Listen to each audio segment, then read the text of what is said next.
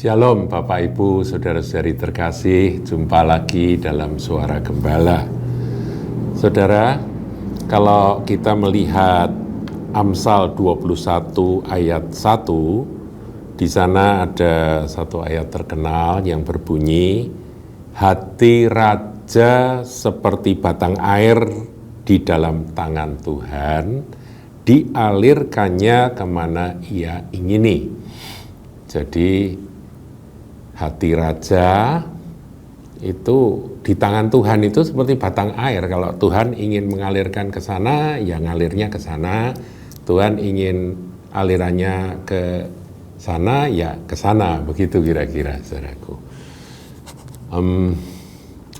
Dan ini selalu ditafsirkan oleh anak-anak Tuhan, oleh orang Kristen, sebagai para penguasa, pemimpin yang ada di dunia ini.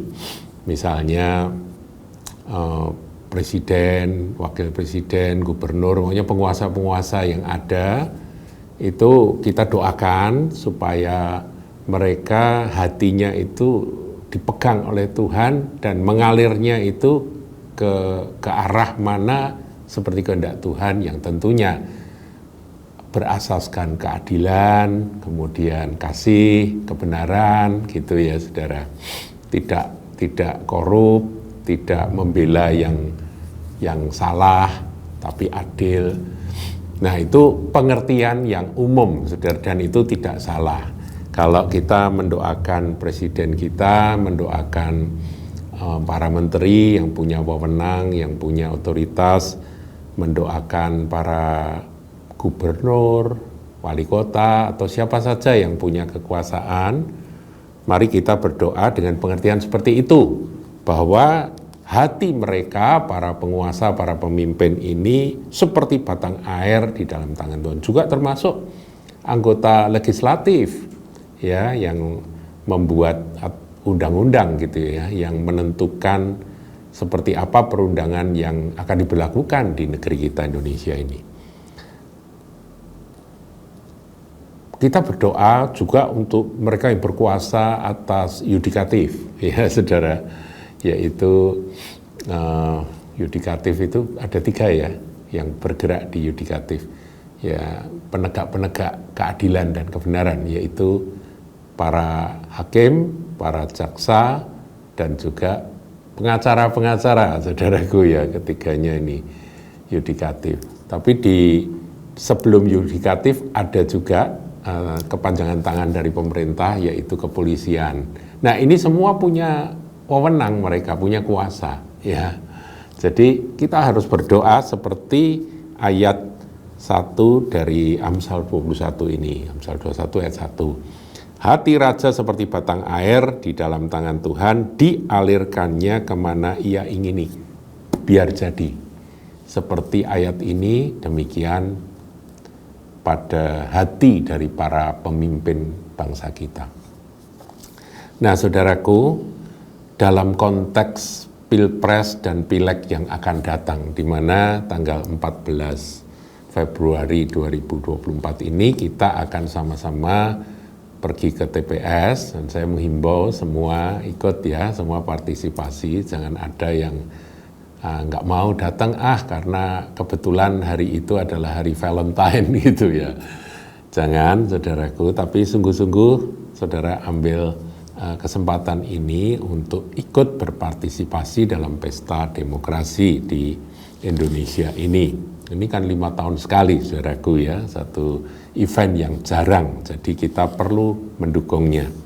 Nah masalahnya saat ini, kalau saya amati di antara teman-teman sesama anak-anak Tuhan, anggota gereja, ada kebingungan harus pilih yang mana. Ya kalau tanya secara pribadi pada saya juga punya pilihan secara pribadi yang tidak saya ungkapkan di hadapan umum seperti ini, saudaraku. Tapi mereka juga bisa berbeda pandangan dengan saya tentang siapa yang akan dipilihnya. Nah, itu perbedaan itu bisa terjadi karena memang suka tidak suka, tertarik dan tidak tertarik pada tokoh-tokoh yang saat ini maju sebagai pasangan calon, ya paslon, ya paslon presiden dan wakil presiden. Jadi ada saudaraku yang berbeda pandangan dengan saya, kemudian kita pun juga harus demokratis ya dalam hal ini. Tetapi sebagai anak Tuhan, saudaraku, saya ingin mengajak Anda semua menafsirkan atau mendalami ayat tadi, ayat Amsal 21 ayat 1 tadi dengan sudut pandang yang lain. Sebetulnya yang dimaksud dengan raja itu siapa? Ya, pengertian yang pertama seperti tadi, yaitu mereka-mereka yang punya kuasa di bumi ini, yaitu presiden, wakil presiden, para menteri, gubernur-gubernur, kemudian yaitu tadi ada polisi, kemudian ada jaksa, ada hakim dan sebagainya. Ada juga anggota legislatif, anggota DPR. Itulah para pembesar-pembesar, para penguasa, pejabat-pejabat publik ini yang kita doakan supaya hatinya itu dipegang oleh Tuhan. Ya, sehingga dialirkan sesuai dengan kehendak Tuhan yang tentunya berasaskan kebenaran, keadilan, kasih, dan ya bukan yang jahat gitu ya saudara. Nah, raja ternyata di dalam Alkitab ada makna yang lain, yaitu makna rohani, saudaraku. Kita akan lihat ya, salah satu ayat saja di dalam Wahyu 5 ayat yang ke-10. Saya bacakan. Dan engkau telah membuat mereka menjadi suatu kerajaan dan menjadi imam-imam bagi Allah kita. Dan mereka akan memerintah sebagai raja di bumi. Nah, saudara, ini adalah nubuatan tentang kita, umat Tuhan, umat tebusan, gereja Tuhan. Bahwa Yesus Kristus telah membuat kita itu menjadi, di terjemahan dalam terjemahan Alkitab Bahasa Indonesia, suatu kerajaan, ya. Nah, kalau Anda teliti dan Anda bandingkan dengan terjemahan King James maupun bahasa aslinya, itu bukan suatu kerajaan. Jadi terjemahan yang lebih tepat gini, dan engkau telah membuat mereka menjadi raja-raja dan menjadi imam-imam bagi Allah kita. Nah, inilah jabatan kita sebagai raja-raja dan imam-imam. Raja itu penguasa. Raja-raja itu penguasa. Tapi ini pengertian rohani, di mana di dalam Kristus kita ini telah dibuat menjadi raja-raja. Tentunya dalam kerajaan Allah yang bukan di bumi ini. Nah, masalahnya kita, gereja Tuhan, umat Tuhan, masih ada di bumi ini. Kita memang imam yang melayani Tuhan, menjadi pengantara antara Tuhan dan umat manusia. Tapi kita juga raja-raja yang punya otoritas untuk memerintah.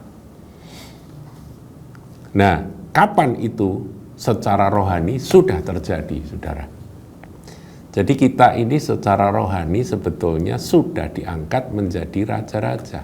Tetapi de facto-nya itu nanti akan dinyatakan dalam kerajaan 1000 tahun. Nah, sekarang saya ingin tafsiran ini saya kenakan pada ayat 1 dari Amsal 21 tadi. Saya ulangi ya, saudaraku. Hati raja seperti batang air di dalam tangan Tuhan. Jadi itu hati kita, saudara. Hati kita ini harus menjadi seperti batang air di tangan Tuhan. Jadi bukan kita mendoakan orang lain, tapi mendoakan diri kita sendiri, mendoakan hati kita sendiri. Tuhan, aku adalah raja-raja di dalam Kristus. Dan hatiku ini kiranya ada di tanganmu. Dan engkau yang akan menjadikan aku mengalir. Hati itu kan pusat hidup, saudara. Pusat keinginan, pusat kehendak, pusat ketetapan, ya, kemauan, itu semua ada di dalam hati. Nah, itu dialirkan kemana Tuhan ingin itu mengalir.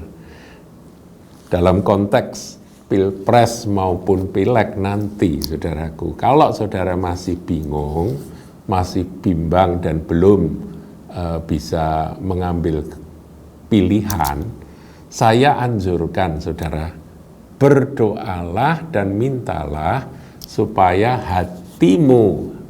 hatiku juga saudaraku ya, itu dipegang oleh Tuhan sehingga Tuhan yang akan mengalirkan hati kita itu, sehingga dalam pemilihan presiden maupun partai-partai yang akan dipilih itu kita bukan hanya sekedar menggunakan akan akal budi kita yang dimasuki oleh berbagai informasi.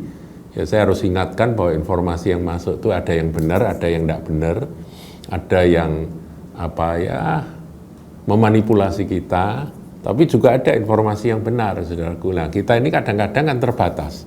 Nah, di dalam keterbatasan, mari kita diskusi, itu baik. Jadi diskusi di antara anak-anak Tuhan, jangan saling bertengkar ya saudaraku ya. Satu sama lain berdiskusi, pilihanmu apa, pilihanku apa, sebabnya apa, ayo kita berdiskusi. Nah, setelah itu masukan sudah lengkap, ya mungkin kita punya kecenderungan aku suka ini, aku suka itu, begitu ya.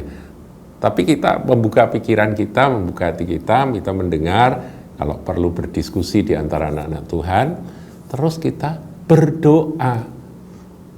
Saya percaya firman itu adalah kebenaran. Kalau hati saudara, hati saya itu dipegang oleh Tuhan, ada di dalam tangan Tuhan, maka pasti itu akan mengalir. Tiba-tiba saudara akan sreg dengan apa yang Tuhan mau.